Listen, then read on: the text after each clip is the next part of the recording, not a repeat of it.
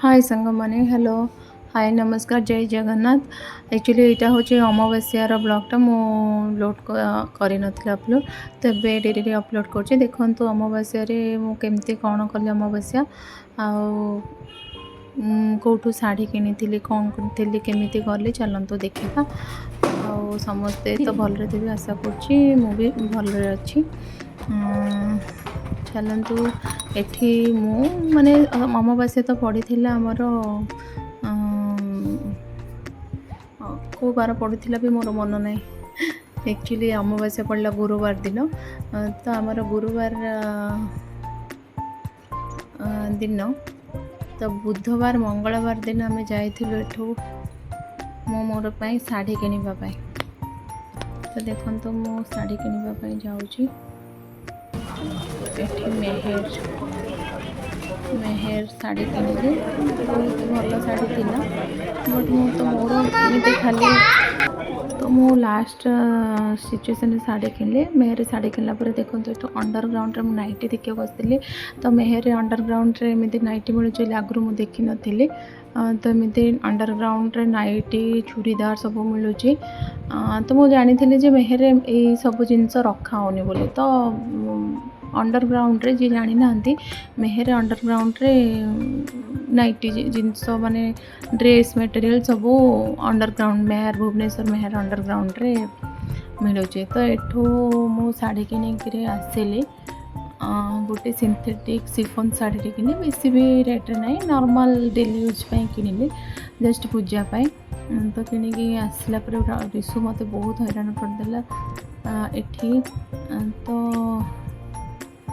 भल शाढ़ी थिला माने 500 1000 सिफोन रे भल एठी जो आम देखुची देखो ये सब जाक 1000 रे 1000 कि 1200 आ ये शाढ़ी पिंक कलर शाढ़ीटा मात्र 500 टंका तापर मेहर आसला पर बाहर थिला सब चूड़ी पूजा जिनस सब बिका होता तो आम देखिलु पूजा जिनस गुपचुप टे खाई पलि आसला से दिन घर यहाँ पर दिन माने यहाँ मु मेहंदी पकेली ऑफिस रे बसिक ऑफिस रे मेहंदी पकई थी कहीं मत टाइम नाला तो ऑफिस रे मेहंदी पकई यहाँ देखो शाढ़ीटा जो किणी थी मेहर फॉल्स पकेली पिको सिले देते पूजापी चंदन फूल सब जिन किनिकी आनली तो मोर फॉल्सटा एक्चुअली भल पकई नाला फॉल्सटा बहुत खराब कर देता तो फॉल्स मुझे नहीं देखेवाई फॉल्स से फॉल्सटा को फिटे देली आ गोटे नाइटी माने ठाकुर को नाइटी भी देखेबार अच्छी तो मु नाइटी भी गोटे आनी किनिकी भल लगुला नाइटीटा मोपाई गोटे आ भौणी मोपाई गोटे नाइटी आ भौणी गोटे नाइटीटा दीदी नाइटीटा यहाँ मोर नाइटीटा दुईटा नाइटी किनिकी आसले जोटा कि ठाकुर को देखेब माने आमर अच्छी पिंधिब आ गोटे ठाकुर को देखले जोटा देखा से पिंधिक खावाई तो मु ठाकुर को नाइटी देखी नाइटी तापर यहाँ गोटे मुझे देखो तो मार्केट ऑनलाइन ऑर्डर करती अंडा माने अंडा जाक से जो अणा होटा रहिले जो अंडा जो बॉक्स भाया अणा होटा रहिले खराब हो जाऊँ अंडा तो मुझे गोटे आनी देखो भल लगुच बहुत रेट भी ना 350 टंका यहाँ देखो बहुत भल अच्छे 24 माने यहाँ गोटे ये रोचे 12टा लेखे माने 12 3 48टा नहीं 36टा सॉरी 36टा अंडा रहिबो 36टा अंडा तापर मो मार्केट बिल्डिंग को जो चूड़ी आनी उपवास रे तो चूड़ी चेंज करिवार नाही तो मुझे दिन कौन कली तापर पूर्व दिन माने अमावास्या जो दिन थिला ता पूर्व दिन राति रे सब चूड़ी चेंज कली सब धुआधुई कराला सब चूड़ी चेंज करी खियापी सारिक बसन कुसन सब धुआधुई करी मु चूड़ी चेंज कली आमर अच्छे सेपटे जो दिन उपवास रही दिन नुआ चूड़ी पिंधंदिनी तो ता पूर्व दिन मुझे चूड़ी पिंधि चूड़ी पिंधिक सब माने पूजा जिनस भी गोटे जगार डाइनिंग टेबल उपर रखी मोर दीदीर माने भौणीर सब जिनस भौणी तो मो पाखे रुहति जानी आपण माने आगुरी भी मुझे भौणीर सब जिनस मोर रखी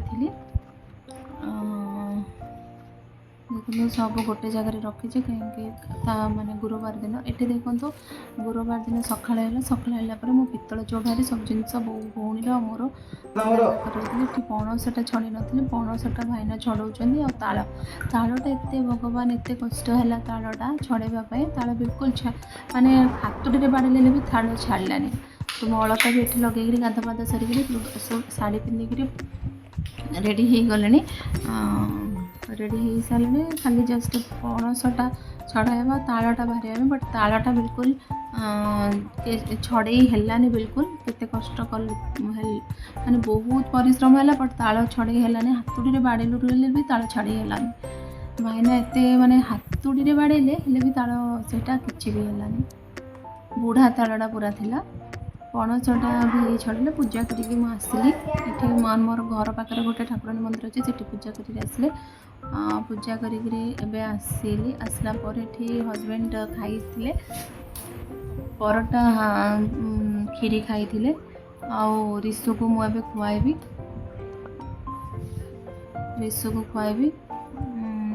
ତ ଦେଖନ୍ତୁ ରିସୁକୁ ଖାଇବି। ଏଠି ଦେଖନ୍ତୁ ଯେଉଁ ପୂଜା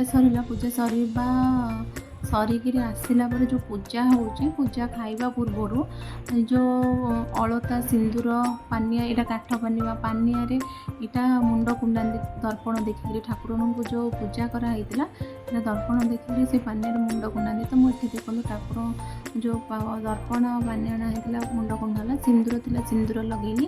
କଳା ଚୁଡ଼ି ଆଉ ରଙ୍ଗ ଚୁଡ଼ି ବି ଲଗେଇ ଦେଇଛି, କାହିଁକିନା ମୋର ମାଆର କଳା ଚୁଡ଼ି ପୂଜା ହୁଏ, ଶାଶୁର ରଙ୍ଗ ଚୁଡ଼ି ପୂଜା ହୁଏ। ତ ମୁଁ କଳା ଚୁଡ଼ି ଆଉ ରଙ୍ଗ ଚୁଡ଼ି ବି ଅଲରେଡ଼ି ମାନେ ପିନ୍ଧି ପକେଇଲିଣି, ଚୁଡ଼ି ପିନ୍ଧିଲିଣି। ଏବେ ମୁଁ ଯେଉଁ କଳା ମାଳି, ସେ ଯେଉଁ ପୂଜା କରାହେଉଛି ତା ଭିତରେ କଳା ମାଳି, ଛୋଟ ମାଳି ଥାଏ। ତ ସେଇ ଛୋଟ ମାଳିକୁ ବି ମୁଁ ଚେନ୍ରେ, ମୋର ଯେଉଁ ଚେନ୍ ଅଛି ତାହିଁରେ ପିନ୍ଧିଲି ଚେନ୍ରେ। ତ ସେଇଟାକୁ ବି ମୁଁ ପିନ୍ଧିଲି। ଏଇସବୁ ଜିନିଷ ପିନ୍ଧିଲା ପରେ ମୁଁ ଖାଇବି, ମାନେ ଯାହା ବି ପୂଜା ହେଇଥିବ ସେଇଟା ଖାଇବି।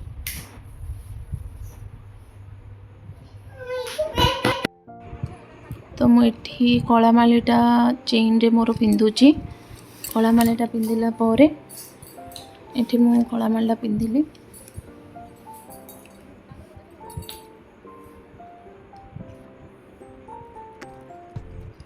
କଳା ବି ଟିକେ ଅଛି, କଳା ବି ଠାକୁରାଣୀଙ୍କ ମାନେ ଯେଉଁ ମାଆଙ୍କ କଳା ବି ଟିକେ ଲଗେଇବି।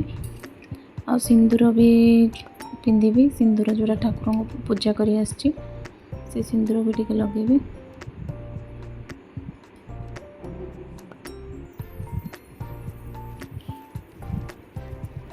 ଆଉ ପୂଜାରେ ତ ଆମର ଯେମିତିକି ବେଶୀ ହେଉଛି ମେନ୍ ନଡ଼ିଆ, କଦଳୀ, ସପୁରୀ, ପଣସ, ତାଳ, ଦେଶୀ କାକୁଡ଼ି ମାନେ ନର୍ମାଲ୍ ମାନେ ଦେଶୀ କାକୁଡ଼ି, ଆଉ ଯେତେ ପ୍ରକାର ଫଳ, ଏଇଟା ହେଉଛି ମେନ୍। ଆଉ ଫଳ ଅଲଗା ଫଳ ବି ଆଡ଼୍ କରିହେବ, ବଟ୍ ସପୁରୀ ଆଉ ତାଳ, ପଣସ, କଦଳୀ, ନଡ଼ିଆ, ଦେଶୀ କାକୁଡ଼ି ଏଇସବୁ ହେଉଛି ମେନ୍। ତ ଏସବୁ ଖଜୁରୀ କୋଳି ବି ପୂଜା କରିଛି, ଖଜୁରୀ କୋଳି। ତ ଏସବୁ ଜିନିଷ ପୂଜା ହେଇଛି। ଆଉ ଉପବାସରେ ତ ମୁଁ ରନ୍ଧା ଜିନିଷ ଖାଉନି। ମୁଁ ଖାଉଛି, ମୁଁ ଶାଗୁ ବତୁରେଇ ଦେଇଛି, ଆଉ ମୁଗ ଯାଇ ବି ବତୁରେଇ ଦେଇଛି, ଯେଉଁଟାକି ଦେଖନ୍ତୁ ଏଠି ପୂଜା ସବୁ ହେଇଛି। ପଣସ, ଏପଲ୍, ପିଜୁଳି ଏସବୁ ପୂଜା ହେଇଛି। ସପୁରୀ, କାକୁଡ଼ି ତ ସବୁ ପୂଜା ହେଇଛି। ତ ମୁଁ ଶାଗୁ ଆଉ ମୁଗ ବି ବତୁରେଇ ଦେଇଛି। ସକାଳୁ ବତୁରେଇ ଦେଇଥିଲି। ମୁଗ ତ ବତୁରେଇବା ପାଇଁ ମାନେ ଯେଉଁ ବତୁରା ହେଇଥିବ ଟିକେ ଟାଇମ୍ ଲାଗିବ, ତ ମୁଗ ବତୁରେଇ ଦେଇଛି। ଶାଗୁ ଛୋଟ ଦାନା ଆଣିଛି, ତ ଶାଗୁଟା ଜଲ୍ଦି ବତୁରିଯିବ। ଏଠି ଦେଖନ୍ତୁ ରିସୁ ପାଇଁ ଖାଇବା ବଢ଼ା ହେଲାନି। ରିସୁକୁ ଖୋଇଦେଲା ପରେ ମୁଗ ଯେଉଁ ମୁଁ ବତୁରେଇଥିଲି, ମୁଗଟାକୁ ମୁଁ ଚୋପା ମୁଗଟାକୁ ମାନେ ଗାଁରୁ ମୋ ମାଉସୀ ଦେଇଥିଲେ। ତ ସେ ଚୋପା ମୁଗକୁ ମୁଁ ଏବେ କ'ଣ କରିବି, ପାଣେଇବି ଆଉ ଧୋଇବି, ଚୋପା ଛଡ଼େଇବି। ତ ଦେଖନ୍ତୁ କେତେ ଚୋପା ସବୁ ବାହାରୁଛି, ଦେଖନ୍ତୁ କେତେ ସବୁ ଚୋପା ବାହାରିଲାଣି। ଆହୁରି ଟିକେ ଟିକେ ଚୋପା ଅଛି, ଆକୁ ଭଲସେ ମୁଁ ଧୋଇକିରି ଚୋପା କାଢ଼ିବି।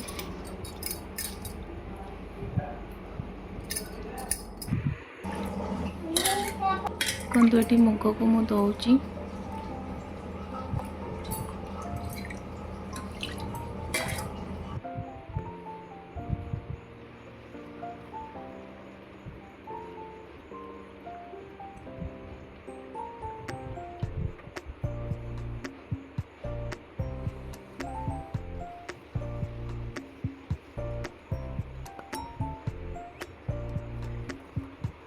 ମାନେ ମୁଗ ଧୋଇବାରେ ଏତେ ପାଣି ସରିବ ନା, ପାଣି ବହୁତ ସରିଲା। ମୁଗ ଧୋଇଲା ବେଳକୁ ମୋର ଏତେ ପାଣି ସରିଲା।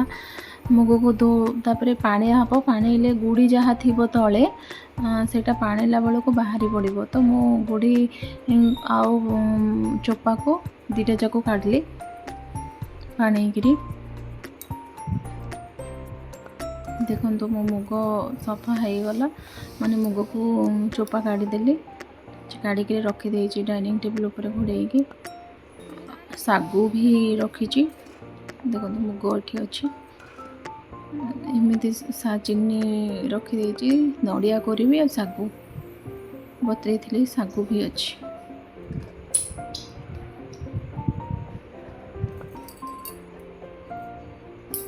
ତ ଏଇଟା ମୁଁ ମୁଁ ତ ଶାଢ଼ୀ ଆପଣଙ୍କୁ ଦେଖିନଥିଲି, ଏଇଟା ମୋର ଶାଢ଼ୀଟା। ଏବେ ନଡ଼ିଆ କରୁଛି। ନଡ଼ିଆଟା ମାନେ ମୋତେ ସୁବିଧା ଲାଗେ, ମାନେ ଯେଉଁ ପନିକି ଥାଏ, ପନିକିରେ ବସିକିରି ନଡ଼ିଆ କୋରିଆଟା, ମାନେ ଯେଉଁ ନଡ଼ିଆ କୋରା ଥାଉଛି ଉପରେ ଯେଉଁ ଲାଗିଥାଉଛି ନଡ଼ିଆର ଡେମ୍ଫ ଗୋଟେ ପନିକିରେ, ସେଇଟାରେ ମୋତେ କରିବା ପାଇଁ ସୁବିଧା ଲାଗେ। ବଟ୍ ସେଇଟା ମୋର ପିଆଜ ରସୁଣ ମାନେ ସବୁ ହେଇଯାଇଥିଲା ପନିକି, ସେଥିପାଇଁ ମୁଁ ସେଇଟାରେ ନ କରିକିରି ଏଇଟାରେ କରୁଛି। ବଟ୍ ଏଇଟା ମୋତେ ବିଲକୁଲ ସୁବିଧା ଲାଗୁନି, କରିଲା ବେଳକୁ ବହୁତ କଷ୍ଟ ହେଉଛି। ନଡ଼ିଆ କୋରା ବି ନାହିଁ ବସିକିରି ନଡ଼ିଆ କୋଲା ଭଳିଆ। ତ ମୁଁ ଅଳ୍ପ ଟିକେ ନଡ଼ିଆ କରିଦେଲି, ଯେଉଁଟାକି ମୁଁ ଖାଇବା ଭଳିଆ। ତ କରିକିରି ଶାଗୁ ଯେଉଁ ବତୁରେଇଥିଲି, ଶାଗୁ ନଡ଼ିଆ କୋର ଚିନି ପକାଇ ଖାଇଦେଲି। କଦଳୀ, ଆକ୍ଚୁଆଲି କଦଳୀ ମାନେ ଯାହା ପୂଜା ହେଇଥିଲା ସବୁ ସରିଯାଇଥିଲା, ସମସ୍ତେ ଖାଇଥିଲେ। ରିସୁର ବାପା ସବୁ ଖାଇ ଦେଇଥିଲେ। ତ ମୁଁ ନଡ଼ିଆ ଆଉ ଦହି, ଚିନି, ଶାଗୁ ଏତିକି ପକାଇକି ଖାଇଥିଲି। ଶାଗୁ ପ୍ରାୟତଃ ଉପବାସରେ ଏମିତି ହିଁ ସମସ୍ତେ ଖାଆନ୍ତି, ମୁଁ ବି ଏମିତି ଖାଇଲି, ଭଲ ଲାଗୁଥିଲା।